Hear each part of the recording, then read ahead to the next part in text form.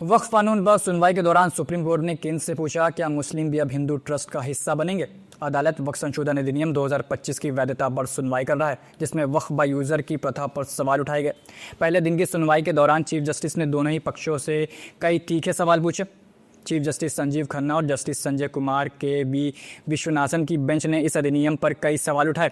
विशेष रूप से बेंच ने वक्फ बाय यूज़र की प्रथा पर सवाल किया।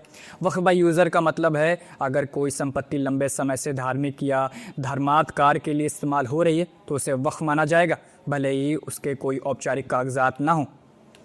बेंच ने कहा, आप ऐसे वक्फ बाय यूज़र को कैसे रजिस्टर करेंगे, उनके पास क्या दस्तावेज होंगे। इससे कुछ चीज़ें बिगड़ सकती हैं। हाँ, कुछ दुरुपयोग भी हैं, लेकिन असली मामले भी हैं। मैंने प्रिवी काउंसिल के फैसले भी देखे हैं।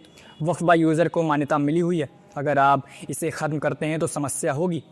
वरिष्ठ वकील हुज़ैफ़ा अहमदी ने कहा, वक्फ बाय यूज़र एक लंबे समय से चली आ रही इस्लामी प्रथा है, इसे खारिज नहीं किया जा सकता। याचिकाकर्ताओं की ओर से पेश वरिष्ठ वकील कपिल सिब्बल ने तर्क दिया कि केवल मुसलमानों को वक्फ बनाने की अनुमति देने का प्रावधान असंवैधानिक है। सिब्बल ने पूछा, राज्य कैसे तय कर सकता है कि मैं मुस्लिम हूँ या नहीं और इसलिए वक्फ बनाने के योग्य हूँ। उन्होंने आगे कहा, सरकार यह कैसे कह सकती है कि केवल वही लोग वक्फ बना सकते हैं जो पिछले 5 वर्षों से इस्लाम का पालन कर रहे हों। वक्फ संशोधन अधिनियम 2025 संसद के दोनों सदनों में गर्मागर्म बहस के बाद पास होकर 5 अप्रैल को उसे राष्ट्रपति की मंजूरी मिली। राज्यसभा में 128 सदस्यों ने विधेयक का समर्थन किया, जबकि 95 ने इसका विरोध किया। लोकसभा में विधेयक 228 मतों के पक्ष में और 232 के विरोध में पारित हो गया था।